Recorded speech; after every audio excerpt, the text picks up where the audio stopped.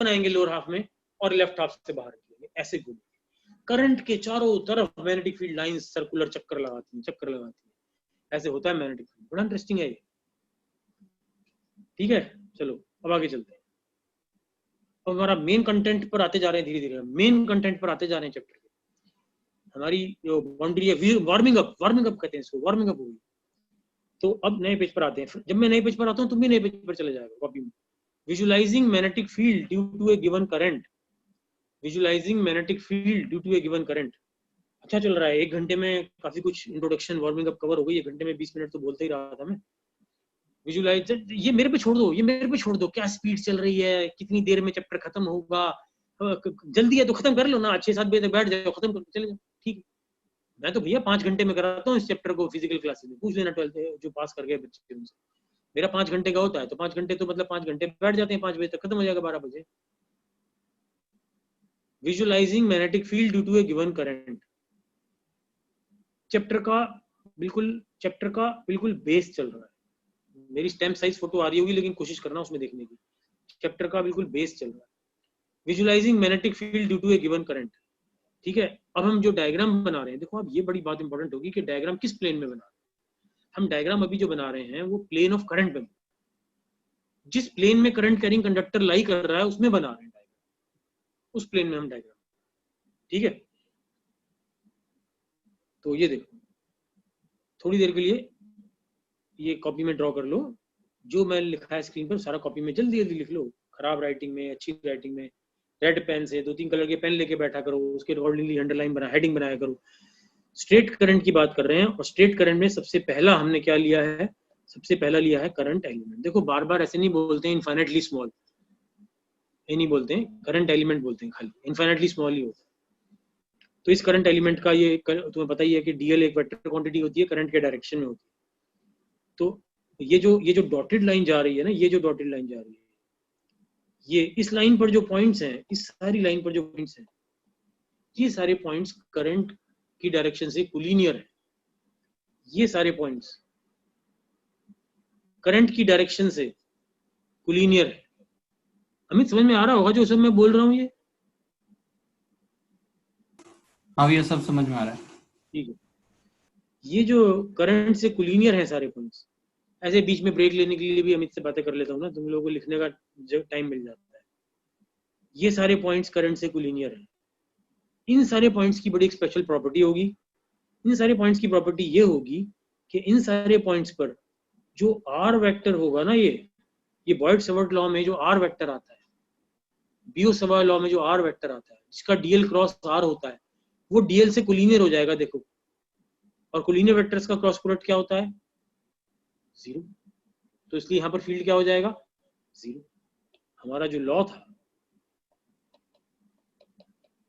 हमारा जो बियो-सवर्ट लॉ था, उसमें DL cross R upon R cube था। तो जब हमारा आर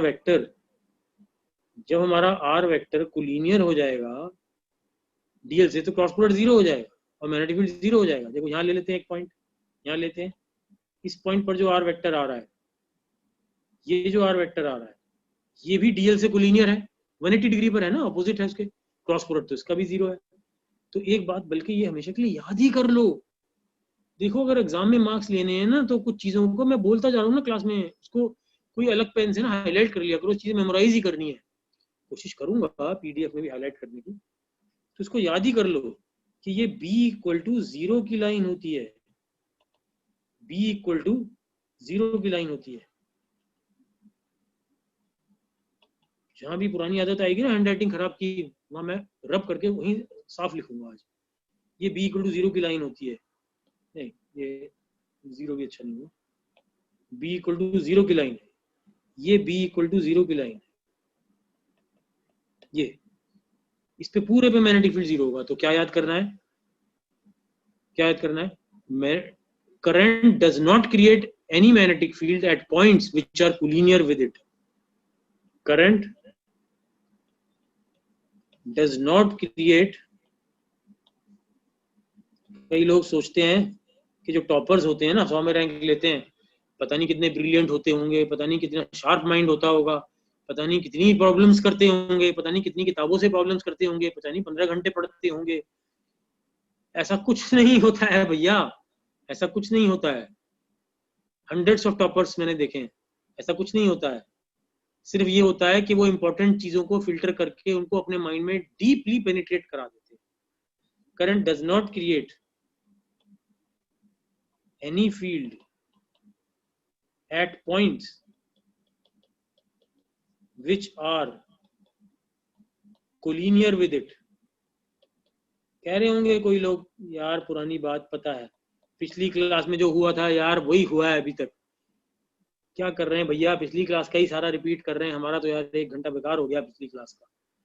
मुझे मालूम है तुम्हें ऐसा लग रहा होगा, लेकिन मेरा कोई पर्पस है उसके पीछे।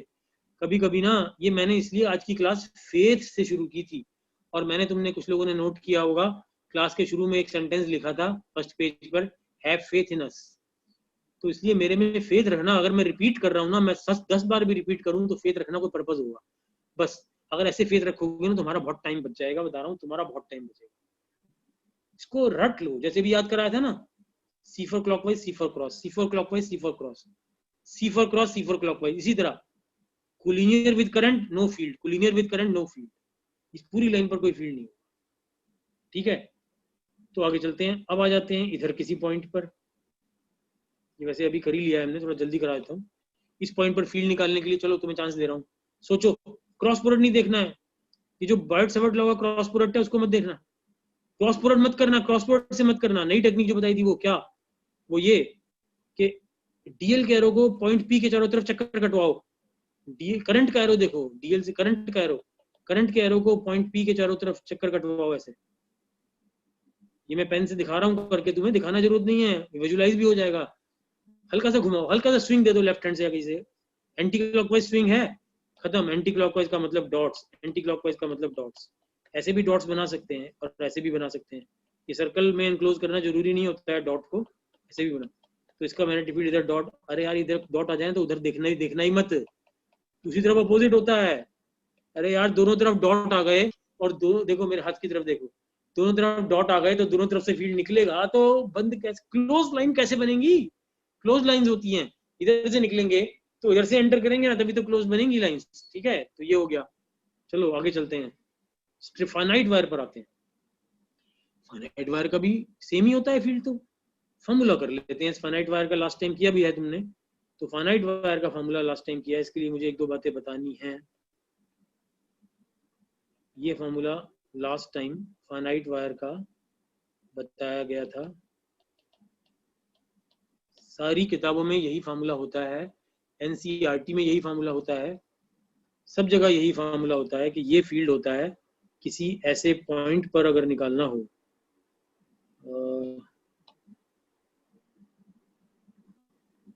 किसी ऐसे पॉइंट पर अगर निकालना हो जहां पर परपेंडिकुलर, वायर का परपेंडिकुलर जिसकी लेंथ है r,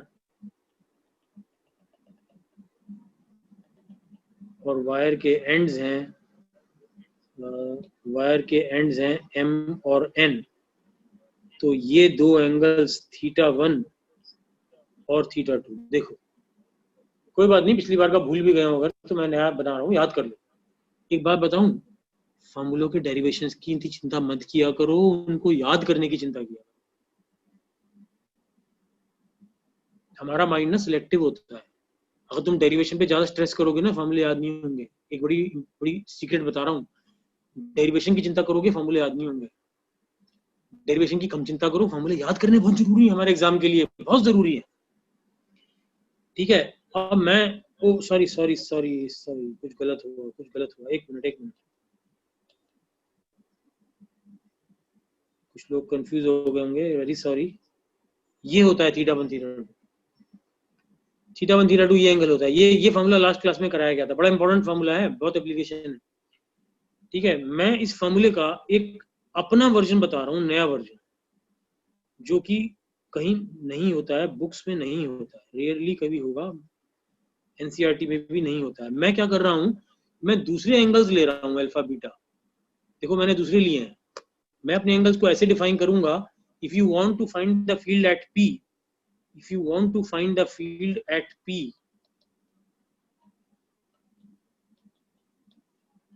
complete the triangle MPN due to MN, जो MN करंट कैरिंग वायर है उसका अगर फील्ड P पर निकालना है तो वायर के एंड्स को P से ज्वाइन कर दो, ऐसे कर दो, वायर के एंड को P से ज्वाइन कर दो, ट्रायंगल बना लो। उस ट्रायंगल में वायर के साथ जो एंगल्स बनेंगे, ठीक है, उस ट्रायंगल में वायर के साथ जो एंगल्स बनेंगे उनको अल्फा बीटा ले रहा हूं। तो ये तो समझ आ ही रहा होगा सबको कि अल्फा बीटा जो है वो 90 माइनस थीटा 1 और 90 माइनस थीटा 2 है। तो अगर मैं अल्फा बीटा वहां डाल दूं तो अल्फा बीटा के फॉर्म में फॉर्मूले को एक्सप्रेस कर दूंगा। ये इसलिए भी करा रहा हूँ इस तरह क्योंकि मॉड्यूल में ऐसे दिया हुआ है, मॉड्यूल तो मेरा ही लिखा हुआ है ना, तो मॉड्यूल में ऐसे दिया हुआ है। तो इस अल्फा बीटा के फॉर्म में अगर करोगे तो फॉर्मूला कॉस का हो जाएगा, साइन के बजाय, साइन थीटा के बजाय फॉर्मूले में कॉस आ जाएगा। मुझे पर्सनली ऐसा लगता है कि कॉस वाला फॉर्मूला एक्सप्रेस करें तो ज्यादा इजी है लॉन्ग रन में ज्यादा इजी है साइन वाले फॉर्मूले के बजाय। तो दोनों फॉर्मूलों को लेके तो कोई नहीं चल पाएगा, तो कोई एक फॉर्मूला लेके आप चल सकते हो, साइन थीटा वाला भी कर सकते हो, लेकिन थोड़ा ध्यान से एंगल की वैल्यू डालनी पड़ती है। तो जैसे अल्फा बीटा वाले फॉर्मूले की एप्लीकेशन अभी डिस्कस कर सकते हैं। मैं अभी क्या कर रहा हूँ, कंफ्यूजन अवॉइड करने के लिए सिर्फ कॉस वाला फॉर्मूला अभी बोर्ड पर रखूंगा, साइन वाला हटा दूंगा थोड़ी देर के लिए। थोड़ा सा फर्क है, वो एंगल थीटा के बजाय 90 माइनस थीटा वाला ले लिया।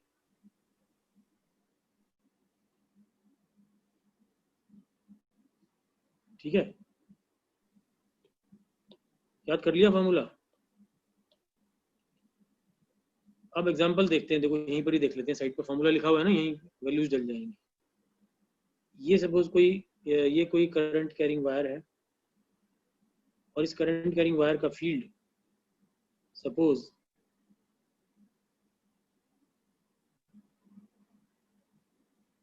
यहां पर निकालना है, पॉइंट P पर नीचे है पॉइंट जहां फील्ड निकालना है। तो ऑब्वियसली आप परपेंडिकुलर डालोगे, ऐसे इस डिस्टेंस को R लोगे, ठीक है। फिर आप क्या करोगे, जैसे बताया था कि वायर के एंड्स को यहां से ज्वाइन करोगे, एक एंगल अल्फा ये वाला और एक बीटा ये वाला। तो एंगल अल्फा बीटा ऑब्ट्यूज भी हो सकते हैं, यहां लिख देते हैं alpha beta may be obtuse angles, alpha beta may be obtuse angles लिख लो यहां पर, alpha beta may be obtuse angles, ठीक है। तो ऑब्वियस है कि यहाँ पर अगर ये एंगल सपोज क्वेश्चन में ये एंगल अगर गिवन है 30 डिग्रीज और अल्फा गिवन है 120 डिग्रीज सपोज, तो फिर आपका मैग्नेटिक फील्ड निकालने के लिए आप क्या वैल्यूज डालोगे बताओ। μ0I/2 पाई r cos 120 प्लस cos 30/2। तो चिंता मत करना, cos 120 नेगेटिव हो जाएगा, ट्रिग्नोमेट्री तो आती है सबको, तो cos 120 नेगेटिव हो जाएगा और हमारा हो जाएगा फॉर्मूला अपॉन 4 पाई r, तो ये हो जाएगा आपका -12 और ये हो जाएगा +√3/2, ऐसे हो जाएगा। लेकिन आंसर हमेशा पॉजिटिव भी ही आएगा, ये कभी नेगेटिव नहीं आएगा आंसर, चिंता मत करो। आंसर हमेशा मैग्नीट्यूड है ना, ये तो फील्ड वेक्टर का पॉजिटिव ही आएगा। डायरेक्शन तो हम उसी से देखेंगे, स्विंग करा के करंट के एरो को, ठीक है। अगर आप साइन थीटा वाला फॉर्मूला कर रहे थे तो आपको एक एंगल को नेगेटिव डालना पड़ेगा, ये प्रॉब्लम आएगी उस फॉर्मूले में, बता रहा हूँ। जो लोग साइन थीटा वाला फॉर्मूला करना चाहेंगे उनको तैयार रहना पड़ेगा, थीटा 1 थीटा 2 की वैल्यूज को नेगेटिव डालने के लिए तैयार रहना पड़ेगा, and it will be an additional burden on your mind. इसलिए मैं कह रहा हूँ कि साइन वाला फॉर्मूला छोड़ के, मेरा जो फेथ है वो ये है कि साइन थीटा वाला फॉर्मूला छोड़ के, अभी तो शुरू ही हुआ है, आप कॉस थीटा वाला फॉर्मूला कर लो, ये वाला फॉर्मूला याद कर लो, कॉस थीटा वाला मॉड्यूल में भी यही है। और इस फॉर्मूले में आप इसमें नोट कर लो कि अल्फा बीटा को कभी नेगेटिव नहीं डालना पड़ता, अल्फा बीटा को कभी नेगेटिव नहीं डालना पड़ता। अल्फा बीटा क्या एंगल्स हैं, जो वायर के एंड्स को पॉइंट P से ज्वाइन करके ट्रायंगल बनता है, उसके बेस एंगल्स है। समझ लो P वर्टेक्स है तो ये बेस एंगल्स। डायग्राम को विजुलाइज करके माइंड में डायग्राम की फोटो डाल स्टोर सेव कर दिया करो, पिक्चर सेव कर दिया करो माइंड में डायग्राम की, फॉर्मूला याद करते हो, ठीक है। एग्जांपल भी हो गया, आगे चलते हैं। अब ये इनफाइनाइटली लॉन्ग वायर है, इसका भी ये हो ही चुका है, फॉर्मूला तुम कर ही चुके हो, तो इसका फॉर्मूला सबने किया ही होगा कि इसका फॉर्मूला होता है B equal to mu naught I upon 2πr। ये तो ऐसे भी देख सकते हैं कि वो जो पुराना फॉर्मूला था, ये अगर हम किसी एक पोर्शन का फील्ड निकालें, अगर हम इस पोर्शन का फील्ड निकालें खाली mn का पॉइंट P पर, तो जो फील्ड आएगा वो mu naught I upon 2πr cos alpha plus cos beta by 2 होगा। अब अगर ये वायर, ये वाले ऊपर वाले एलिमेंट्स भी अगर इंक्लूड करने हैं, अगर हमें ये वाले एलिमेंट्स भी इंक्लूड करने हैं तो हमें यहाँ तक लेना पड़ेगा, अदरवाइज यहाँ तक लेना पड़ेगा और नीचे जाना पड़ेगा और नीचे जाना पड़ेगा। तो अल्फा बीटा को 0 अप्रोच कराने से इनफाइनाइटली लॉन्ग वायर का फील्ड आ जाए। ये सबको समझ आ गया मेरे ख्याल से, ठीक है। तो अल्फा बीटा को 0 अप्रोच कराने से हमारा फॉर्मूला ये बन जाता है, ठीक है, ये हो चुका है। और एक पिछली क्लास में अभिषेक भैया ने करवा दिया था कि ये एक फॉर्मूला और याद कर सकते हो, ये सेमी इनफाइनाइट वायर का होता है, सेमी इनफाइनाइट वायर का ये फॉर्मूला, ये भी माइंड में डाल लो, याद करो। ये जो सेमी इनफाइनाइट वायर होती है, सेमी इनफाइनाइट वायर क्या होती है, ऊपर वाला एंड तो इन्फिनिटी जाता है और नीचे वाला एंड फिक्स्ड होता है, और हमें उस एंड के सामने किसी पॉइंट पर फील्ड निकालना। ये है सेमी इनफाइनाइट वायर, ठीक है। जल्दी से कॉपी कर लो, करना चाहते हो तो मैं आगे जा रहा हूँ। फील्ड की डायरेक्शन याद होगा सबको कैसे निकलती है, फिर से एक बार, कि करंट के डायरेक्शन को देखो, राइट साइड में आओ पेज की, करंट के डायरेक्शन को घुमाओ, पी के अराउंड चक्कर कटवाओ, क्लॉकवाइज चक्कर कटेगा तो क्रॉस आएगा, क्लॉकवाइज चक्कर कटेगा तो क्रॉस आएगा, एंटी क्लॉकवाइज चक्कर कटेगा तो डॉट आएगा, clockwise cross, anti clockwise dot, ठीक है। और वायर के एक साइड पर क्रॉस, एक साइड पर डॉट होते हैं, ये भी पक्का याद ही कर लो। अब ये बातें वैसे क्लास के शुरू में मैंने डेमोन्स्ट्रेट कर दी थी, लेकिन फिर भी घर जाके तुम्हें अगर चाहिए हो तो मैंने यहाँ पर भी कुछ ग्राफिक्स डाले हैं, ये मैंने काफी टाइम लगा के बनाया था खुद, कि ये जो ट्रांसपेरेंट शीट है, ये आपका हॉरिजॉन्टल प्लेन है, ये वायर है, इसका करंट ऊपर की तरफ जा रहा है। मैं बहुत टाइम स्पेंड कर रहा हूँ करंट कैरिंग वायर के फील्ड पर, क्योंकि इसके बहुत क्वेश्चन आए हैं आईआईटी में। तो ये नीचे डायग्राम है जिसमें दिखाया गया है कि कैसे थंब को करंट के लो किया जा सकता है। इसे समझने में बहुत आसान हो रहा होगा क्योंकि हमने डेमोन्स्ट्रेशन ही कर लिया था। तो फील्ड लाइंस के सर्कल ऐसे घूमते हैं। जरा इमेजिन करना कि ये वाली जो ट्रांसपेरेंट शीट है, इस डायग्राम को अगर ऊपर से आके देखोगे, ऊपर से आके, तो आपको वायर का करंट डॉट दिखाई देगा या क्रॉस? अगर ऊपर से आके देखोगे तो वायर का करंट अपनी तरफ आता हुआ दिखाई देगा ना, और जो चीज अपनी तरफ आती हुई देती है उसको कैसे दिखाते हैं? डॉट से। तो वायर का करंट ऊपर से देखेंगे, अगर ये वाला व्यू देखेंगे तो करंट कैसे दिखाई देगा? डॉट की तरफ। तो डॉट के चारों तरफ एंटी क्लॉकवाइज सर्कल्स बनते हैं, तो इसलिए एंटी क्लॉकवाइज सर्कल्स बने, ऐसे होगा ये, ठीक है। तो ये कर चुके हैं, आगे चलते हैं। ये भी अभी हो गया। देखो कैसे जब स्ट्रेट करंट कैरिंग वायर होती है, तो जरा देखना एक बार last time. Straight current carrying wire का जो करंट होता है वो राइट वाले पोर्शन में किसी भी पॉइंट के अराउंड क्लॉकवाइज ही घूमेगा, किसी भी पॉइंट के अराउंड वो एरो क्लॉकवाइज ही घूमेगा। इसलिए राइट साइड में सब जगह क्या आएंगे? क्रॉस ही आएंगे।